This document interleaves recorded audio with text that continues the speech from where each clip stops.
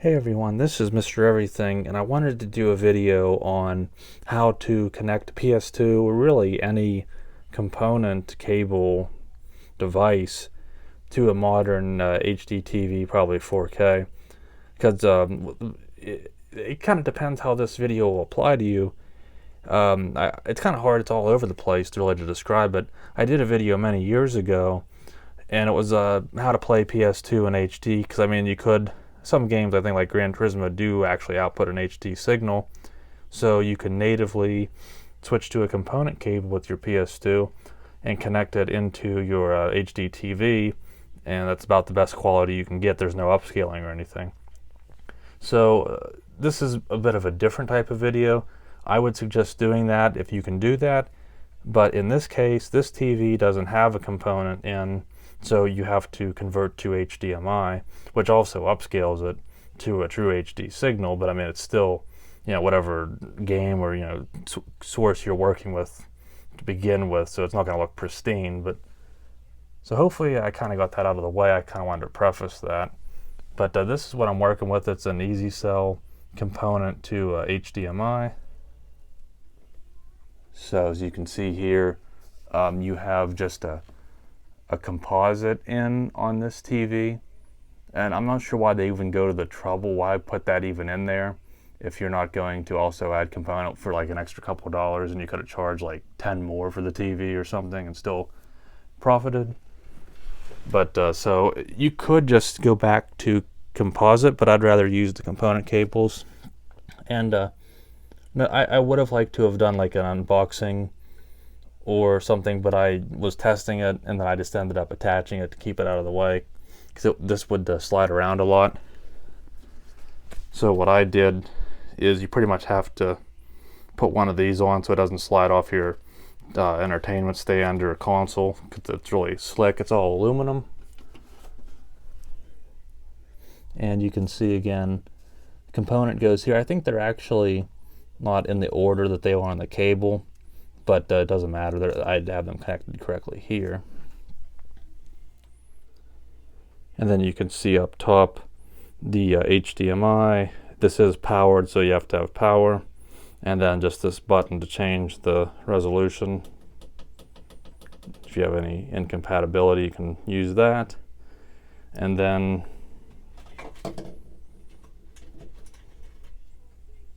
here's the power adapter. I'm not sure how great that'll be, but that's what you're working with there. It's really all, I think. Again, that's just how I mounted mine, just double-sided taped it onto the TV mount, and it's nice and out of the way. And then I bought a cheap 2-foot HDMI, so that way it just goes, and there's not a bunch of cable management necessary. And this, you can just use a generic cheap HDMI, since this is just a 1080p signal. So I figure, I guess I would, like, there's really not much here. This is what it looks like in case you couldn't see it good enough, but you could look up the product listing as well. And I'm not sure what it doesn't do 4K.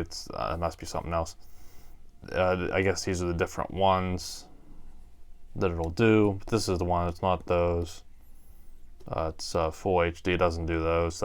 This must just be generic packaging, because you can see here, like, this is the one that I have, so this must be all the other things. So there's nothing to show. I think just the instructions give you an idea how things work. And there wasn't much in here to begin with, so nothing special.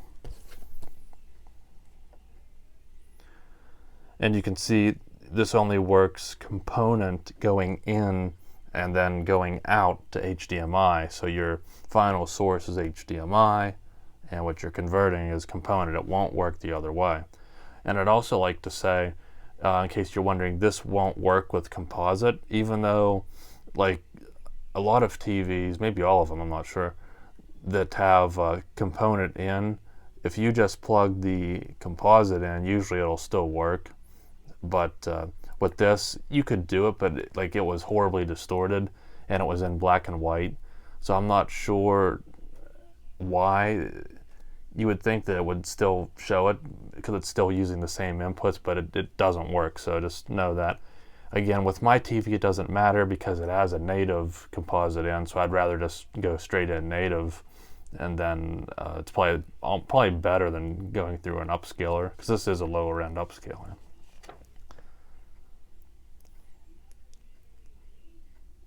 And I don't think there's too much here. I mean, you can see all the things it supports and everything, but for just upscaling, you know, an old gaming console, I don't know how much of this really matters. You can see all the different outputs, though. That is like the main feature, is you can switch outputs. Like if you only had a 720p TV, or for some reason like your TV had or your monitor had trouble displaying something, and this is just telling you basically how to plug it in, what the interface is. Of course, if you don't find this necessary, you can always skip through the video, because I just want to cover it all, because I always get questions of, you know, this stuff. So this is a more niche situation where you have to take this extra step if you still want to use component cables on a, it seems like most TVs now don't support component anymore, so this is the route probably more people are going to find themselves having to take. Now I'm trying to keep the glare off, so that's why I have it off to the side, but you can see this is the model. And this is just too, I don't know why they did it like this without putting a break in it, because it looks like it's like that big, but no, it's just, you saw it in person. This was the one I bought. This is an upscaler, and I thought it was pretty good. Like, I like the build quality. It has pretty good reviews, not crazy on price. You can see right now you got a warehouse deal. Maybe I don't know if they're out of stock of new ones, so but I'm sure they'll get more back in if that's the case, but there's a good deal right now on the warehouse. And I think the main one was someone said that there wasn't any sound, which they must have just hooked it up wrong or something, because there's definitely sound, so I'm not sure why that. You can see, you know, it's not the greatest upscaler. Some people that are more picky about it, I guess, you know, it's not as good as they would have liked, but it does work for me, so. And then this is all I considered this. Now this one's much cheaper, and it's basically, it still has an all metal build, and it looks good, and again, it's much cheaper.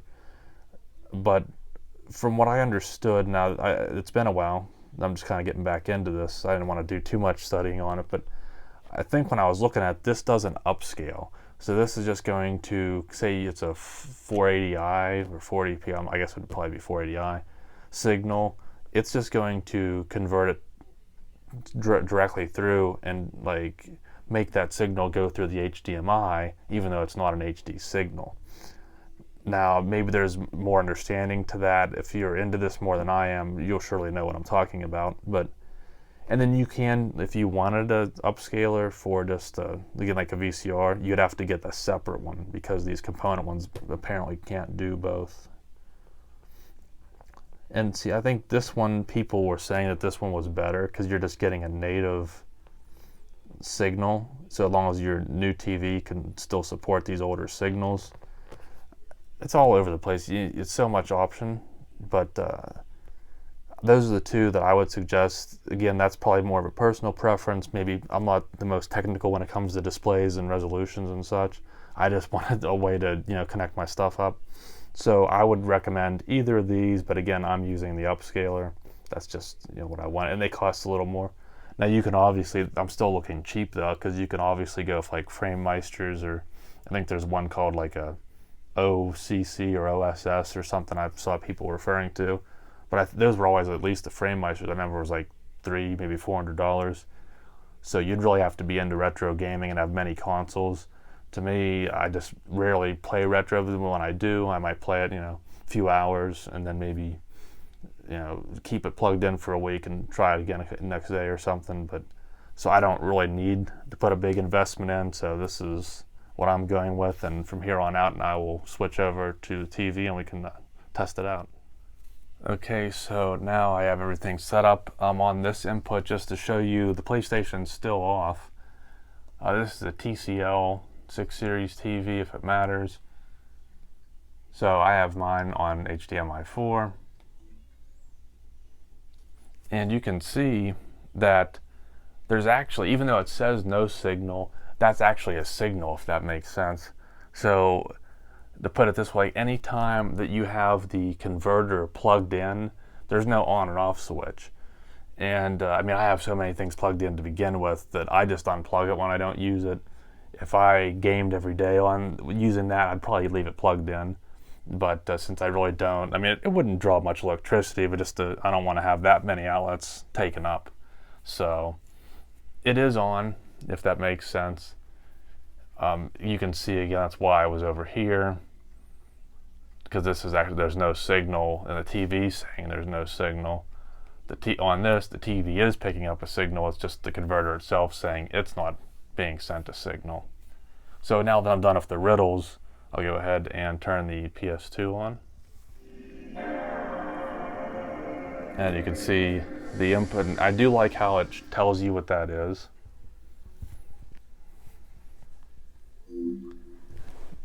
And you can, hopefully you can see, like, you see all that weird stuff going on. I've noticed that. But it doesn't happen during gameplay. Actually, I probably should turn the TV because I think this is going to have copyrighted music. But see, now you won't see, that is one thing I noticed compared to, I thought I did a good video last year on, it was called PS2 on a 4K TV. It was just natively going into a Samsung 49-inch 4K TV. And it looked really good, but I just wanted a newer TV, and I wanted a TV that could do HDR. So this was the best one I could get for the price. And that's one thing though I lost, was that native component input. Just scared to death here over the copyright, but I think it looks better. I mean, it doesn't look bad on my TV, but I think it looks a little better in this, on the viewfinder. This is just, you know, everything's a little bit more compact on here. So, and I prefer to record it like this, because if I do a direct capture, I don't think you get the same idea, because I want to make it to like what I'm seeing from the screen, not from the signal, but actually with a real world product. And you can see everything here. I mean, a lot of these PS2 games, they're a little murky to begin with, but especially like this menu, there's a lot of clarity. There's, again, more on the, in the little smaller phone screen than it is, but it's not bad.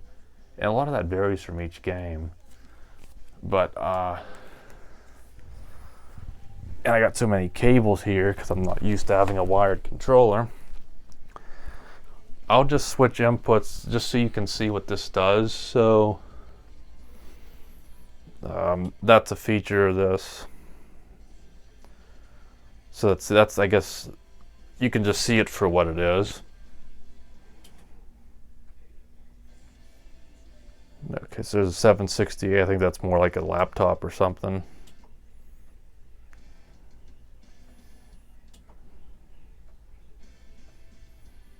There's 720 and 1080. And then again, I don't know why, if you couldn't do 1080, I would just do that by default. But for anyone out there, maybe that's something that'll be useful. They do give you that option. You know, just go back over there and press that button. That's all, the only function that that has. So I've actually been having a good bit of fun with some of these PS2 games, especially now that I've actually come to appreciate these games more. Even though the graphics aren't as good, there's more heart and soul to the games. So I guess some of this, I don't expect everyone to stick around, and I'll try and put timestamps in, but just to do a little bit of retro gameplay as well. We're here at Heinz Field, ready for some football in Pittsburgh, Pennsylvania. Welcome to this battle between division rivals from the AFC North. I think most people will be satisfied. And again, I'm not a master of all the, you know, displays, but this is a 4K TV and it's stretched out across 55 inches. So I think, you know, early 2000s console playing a 2006 game, I think this, you can't be too upset about it.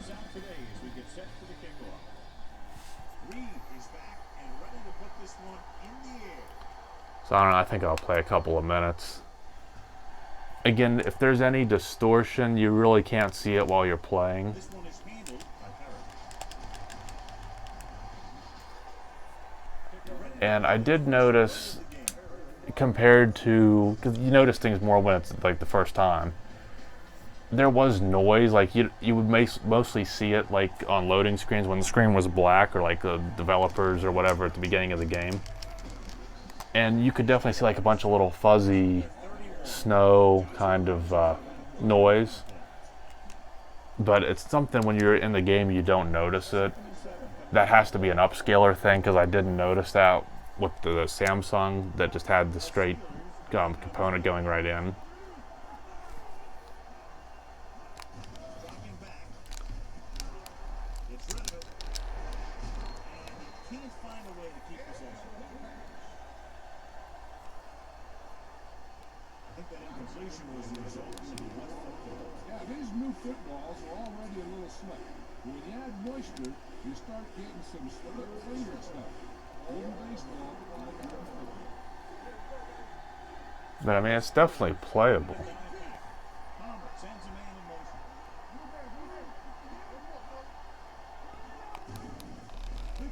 Pressure. Rolling right. All right. So I think I will switch to a different game. And one thing I've noticed is anytime this loses like a signal, it kind of like it'll shut the converter off and bring it back on. So instead of, let me just hit the reset button really quick and see if it does it. Because I've noticed it actually does it in game sometimes.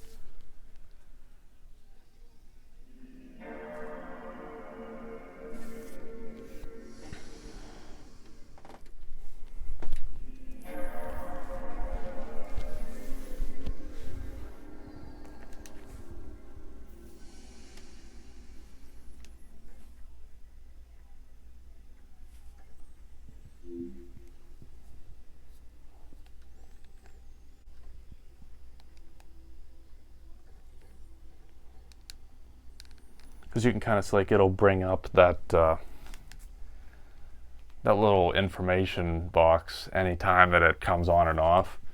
And I don't know if old PS2 games could switch their resolution while they were in game, because there were a few times where I noticed it would shut off and come back on. So I don't know if that was the problem with the converter itself, or it's just the PlayStation was changing resolutions, because every time it receives a new resolution, it seems to go off for a second and come back on. And I can probably better illustrate that. The last game I want to show is Gran Turismo 4, because there's a built-in setting to where you can actually change the resolution in game in real time, and that kind of will trigger what I was talking about.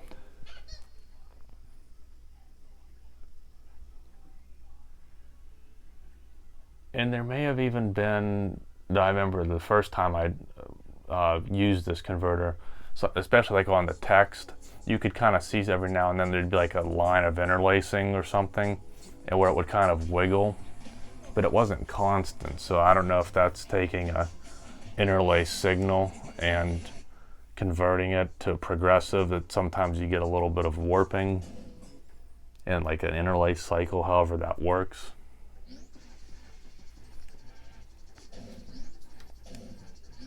But again, I think it's definitely good though. Definitely playable. So let's go with something here real quick.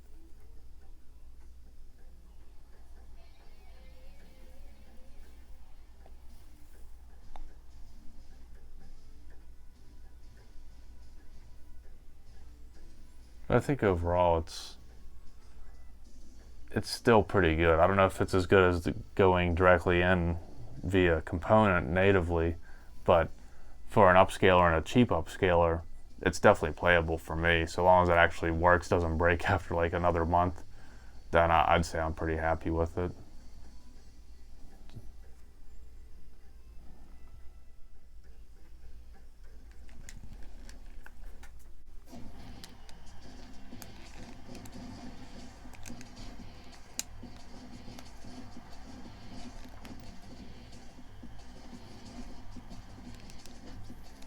And I think the aliasing, again, it's more noticeable in person on the big TV than it is through the video. But I feel like this game would, even obviously on a CRT, it'd probably be a little smoother. But I prefer just the extra clarity anyway, so it's not a big deal to me.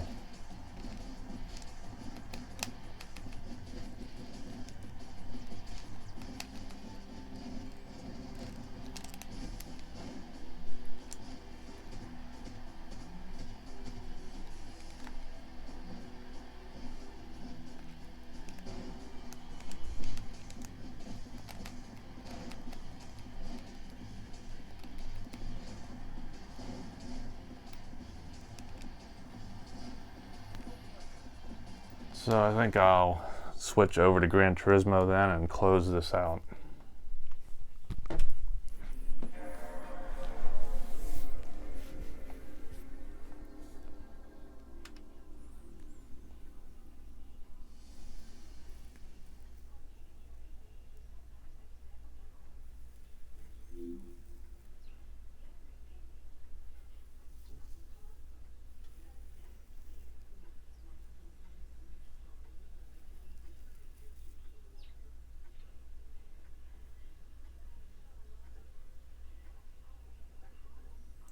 I mean, I think even some of it just comes down to each individual game, because even just the font, the text just looks much better on this than it did the last two games.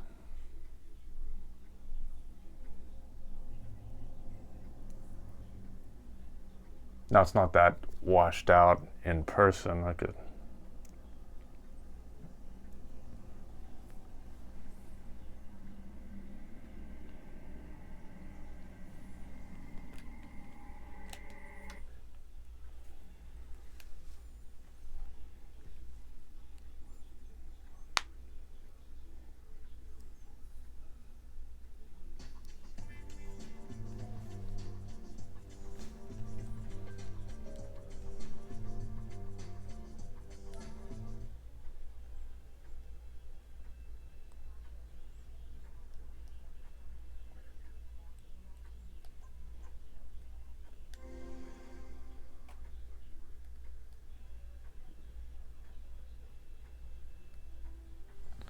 So if you go here, you have some settings here, but I guess if you're just picky about it, but I don't know who'd be picky over Gran Turismo 4 in 2020, but if you go to screen, see there's some things you can adjust here. So since I'm using a widescreen TV, I might as well switch to that. You can move this, which is nice, in case you have some scaling problems. And there's two options here, and I've messed around with them a little bit before. I didn't notice too much either way, but I'm assuming, I guess since it shows you that menu, if I would have paid attention, I'm assuming normal means it's probably in like 480i, and then you can switch to 480p. And you can see there it has registered, so it is displaying in 480p. And what I had done is I would go into erase then, and that, especially with slower loading times of the PS2, I'm not going to do that. It's just too much back and forth. But I'm not sure if that's something that can be even picked up upon. But that's 480p. And then I can also switch to 1080i. And again, you can see anytime it detects that the console's changed, it'll like reset it, because it probably has to momentarily reboot or something to display. but I'll just stick with 1080i for the moment.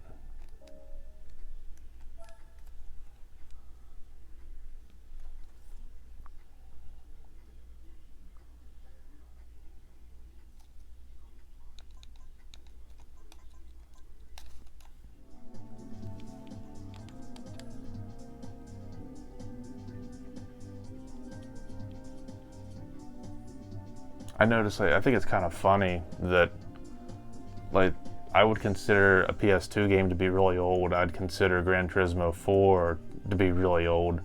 But then I always felt that the 5 Series Golf was like, I still view it as like a new car. So that's kind of weird how I guess maybe it's everyone's type of thing where you put things into different perspectives depending on what they are. And I don't know if you can see, but that almost looks a little more interlaced, I guess because it's in 1080i. So again, maybe someone that's better with resolutions than I am could say, yeah, maybe it's better to run it in 480p and get the progressive signal compared to running it in 1080i with the interlaced, especially considering the upscaler is going to upscale it to 1080p regardless of what the input source is.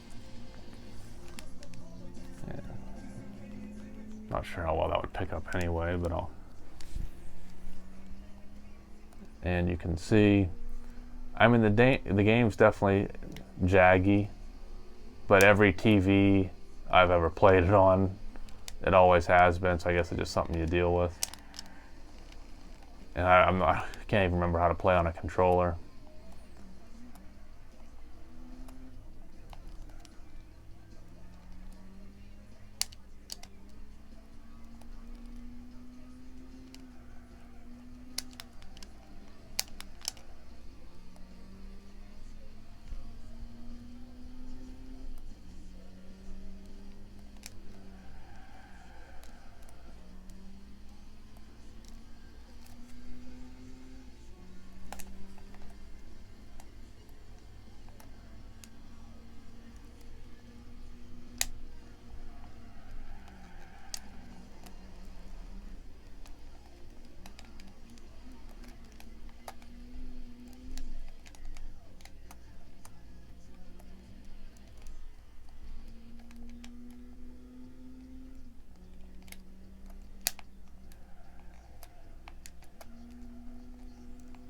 I don't know, I think that's about enough of that. Hopefully that gets across the point. You can see kind of how it works, how it, I don't know, I think there might have been another PS2 game that could do technically HD with 1080i or something. But that's what you have to work with. I'm not sure how relevant this video will be to everyone. Again, definitely if you can do so, just go ahead and if your TV just has component native, go ahead and do that. It'll be the easiest. That's how the video I made many years ago, which I can't believe how many people have seen. That's the easiest way to do it.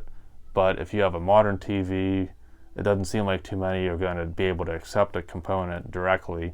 So this is basically the only method I know of, is just to get an affordable converter and then do that. And again, though, it doesn't work with composite. So if you want to convert composite to HDMI, then you'll have to get a separate, but it would be this exact same principle.